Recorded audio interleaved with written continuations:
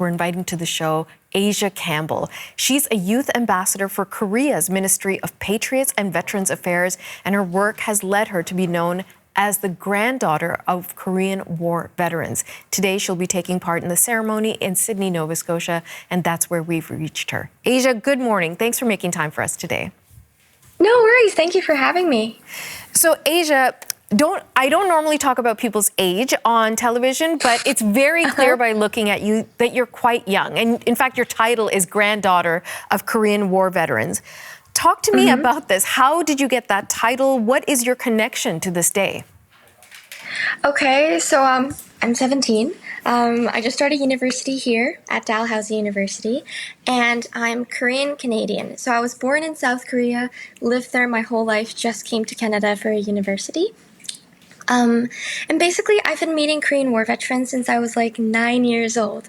For the past 9 years, I've been meeting Korean War veterans, thanking them, and they started calling me their Korean granddaughter. So yeah. So this all started with a letter you submitted when you were 9 years old, and it won an award, and it got you an opportunity to meet with these veterans. So at 9 years old, what were those conversations like? Honestly, a lot of people think that it would be about the war, but it was not. I was 9 years old, you know? We talked about daily things. They were like my own grandfather. Like, we talked about, I don't know, the weather, you know, or what they ate for supper, and I went to a talent show. We talked some things, light things, and some Korean War veterans, yes, they talked about. As I grew older, they talked about the times during the war. And one of the most memorable moments was Charlie. He was my first Korean War veteran I met. And his son later contacted me and told me that he had PTSD. But after he talked to me and saw how Korea developed, he got much better. So yeah.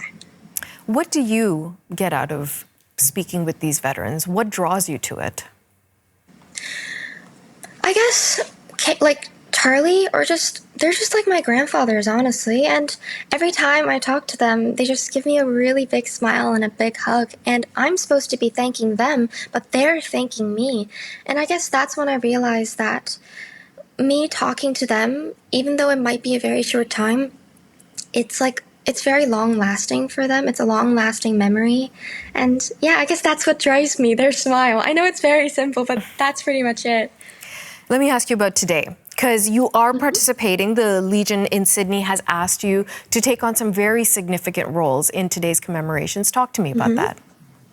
Yes, so I'm laying a wreath on behalf of the Youth Ambassador of the United Nations Memorial Cemetery and, as you said, the Ministry of Patriots and Veterans Affairs. But I'm also giving a speech today, and this is my first speech that I'm giving in Canada, so I'm really excited, really nervous too. And yeah, so I'm speaking to the families directly. That's my speech. What are going to be the themes of your speech? What do you hope to convey to them? So at first I start off with commemorating the Korean War veterans, but then someone gave me a tip that today mostly it's going to be all family members. So I just want to thank the family directly. For example, I actually have my speech right here. I just want to tell them that South Korea is a strong and prosperous country today. Many admire what we have built, but Koreans know why it was possible. It was because brave Canadians guarded our country, the peace. And I also want to say that their families stood beside them with quiet strength, and that must be honored too. The families were the one who waited. The families were the one who worried. The families were the one who had to carry the weight of his service. So I just wanted to let them know that. I think they'll be really appreciative of that, Asia. Thank you. One of the elements of the day is that every year, obviously, some of the more senior veterans from the Second World War, the Korean War, we lose more and more of them. And in fact, the last Korean War veteran in Canada died last year. So, and so with them go the stories and the memories. You've been gathering these stories and memories. What do you plan to do with all of this information and knowledge? Yes, I've made it my mission so far for the past 9 years to try to just remember all of the people I've met, all of the stories, and I've been sharing them to future generations so their stories are never forgotten.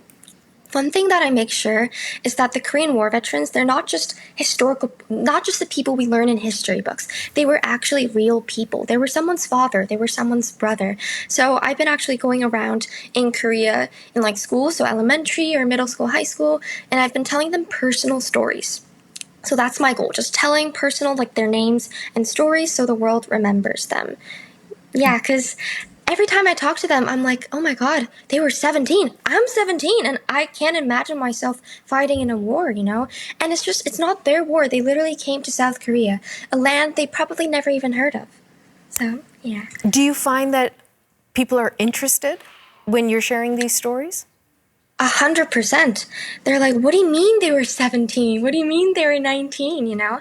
I think telling personal stories, that's what makes the difference. Instead of like dates and facts, yes, dates and facts are very important, but the thing that connects us is personal stories. It's very true. And today's an important day where we're hoping to hear lots of stories. So Asia Campbell, Youth Ambassador for Korea's Ministry of Patriots and Veterans Affairs, joining us from Sydney, Nova Scotia. I thank you and best of luck with the speech. Thank you very much. You're welcome.